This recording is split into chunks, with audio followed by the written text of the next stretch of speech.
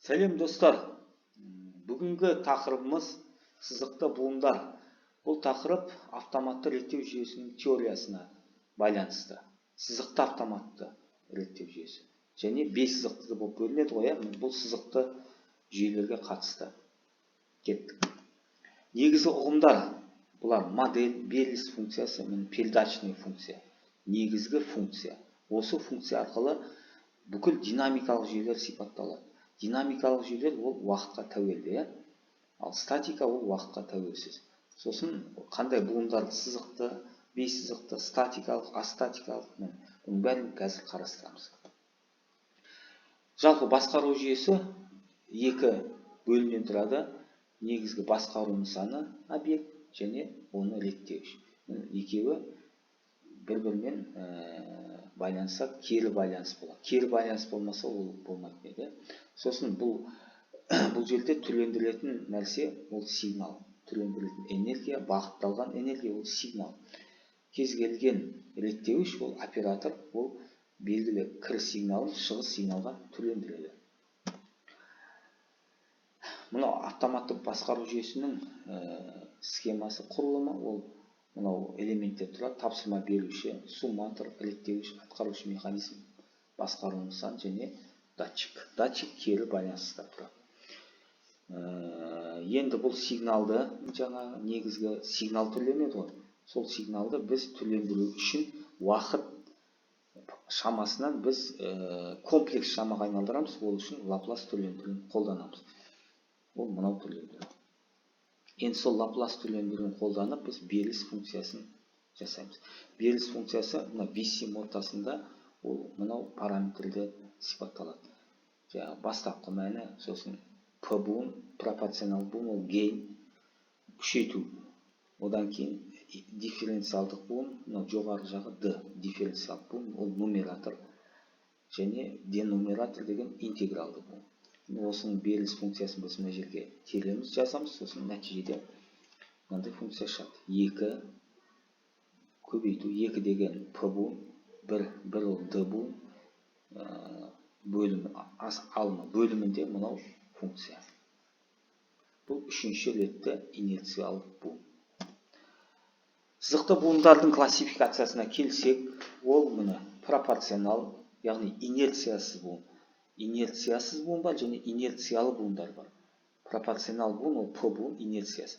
Инерциялы буын ол бірінші, екінші, үшінші ретті буын. Бұлар бөлімде тұрады. Алымында тұратын дифференциалдық буын, бөлімде тұратын интеграл. Бірақ интегралдық буын ол екеуі ұқсайды, бірақ екеуінің айырмашылығын қазір айтып кетемін. Сосын периодты буын және периодсыз буын бар.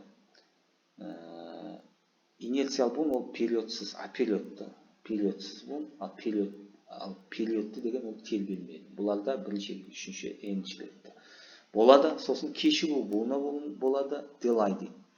Және егер интегралды және дифференциалды буын бәрін біріктірсек, яғни пропорционалда қосылып кетеді, үшеуін біріктірсек, интегралды дифференциалды буын дейді, пит дейді.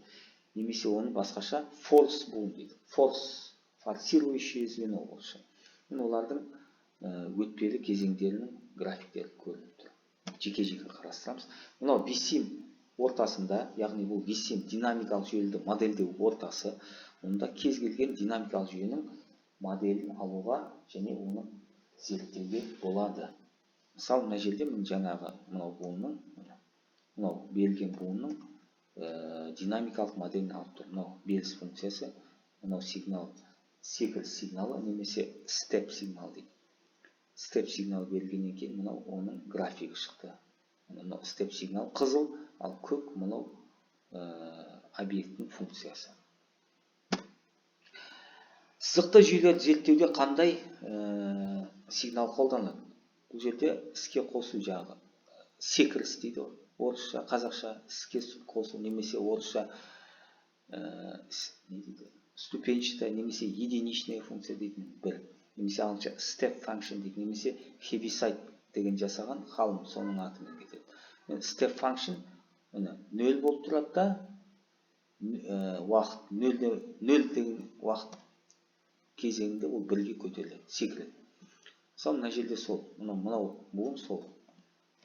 Step function. Осы step function буынын сигналын берсек жүйеге, онда біз өтпелі кезеңді, яғни динамикалық процесті аламыз. Динамикалық тәртіп ол сызықты автоматты реттеу жүйесінің негізгі тәртібі. Ал енді статикалық тәртіп ол бессызықты жүйенің негізгі тәртібі, оны келесі видеода көрсетемін. Енді біз жеке-жеке тоқталайық.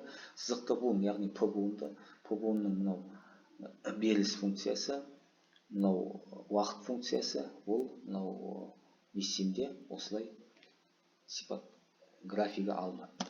Келесі интегралды буын, оның беріліс функциясы және уақыт сипаттамасы, сосын оның графигі. Міне беріліс буыны бұл астатикалық буындар. Бір бөлінген S.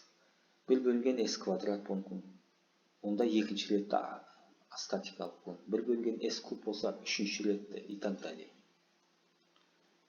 Бұның параметрлері K тең бір бөлінген T. Келесі сызықты буын бұл форс буын. Форс буын дегеніміз ол интегралды дифференциалды буынның бірігуі. Мысалы, мына жерде 2 тура жаңағы функцияға S-ті қостық та жоғары жағынан. S деген дифференциал буын. Сонда астатикалық пен статикалық бәрі бірігіп форс буынға алып келді. Форс буынның міне бұл жерде S қосылғаннан кейін сәл өзгеріс пайда болды графигінде. Енді инерциялық буын. Инерциялық буынның белгілі бір инерциясы бар, яғни белгілі бір кейде қарсылығы бар. Өзінің ішкі массасына байланысты, масса үлкен болған сайын уақыт бойынша ол баяу қозғалады. Мысалы, 6 секундқа дейін ол қарсылығы болды, тапсырма берілді бір. Сол 6 секундтан кейін барып ол сол тапсырмаға жетті. Бірденнен секіріп жеткен жоқ. Инерциясыз буын болса, ол бірденнен тапсырма берген кезде сол кезеңде, сол мезетте ол бірден жететін тапсырма жоқ. Ол асықпай 6 секундтан кейін жетті. Яғни бұның массасы бар да. Ол мына жерде Т постоянное время деген параметрге байланысты. Параметр мына жерде 1-ге тең. Т бұл жерде 1-ге тең. Мына жерде 2Т. И бұл жерде тағы демпфер коэффициенті бар, сондықтан ол 2-ге көбейтіледі. Бұның постоянное время 1-ге тең. Негізінде. Енді периодты буын, екеуінің формуласы ұқсайды, бірақ периодты буын ол тербеліс пайда болады. Тербеліс. Екі периодты буын көрсетті. Мысал ретінде 1,2 P буын, мына жерде 1 дифференциал буын, астында 0,25 S квадрат плюс 0,1 S плюс 1 дегеніміз ол дифференциал, интегралды буын. Сонымен жалпы мына жерде бір бөлінген интегралды буын бұл инерциал буынға алып келеді. Инерциал буынның периодты буыны да. Мына жерде период болып кетті. Периодический закон. Яғни тербеліске ұшырап жатыр. Екінші ретті болғаны, бірінші ретте ондай тербеліс жоқ.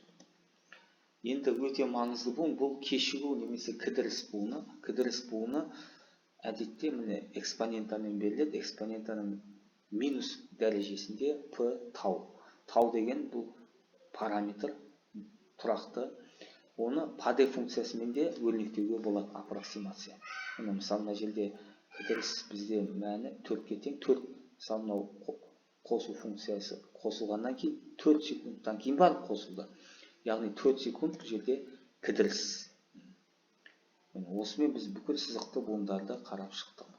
Енді осы буындардың бәрінің комбинациясын біріктірсек, қалаған сызықты жүйені аламыз.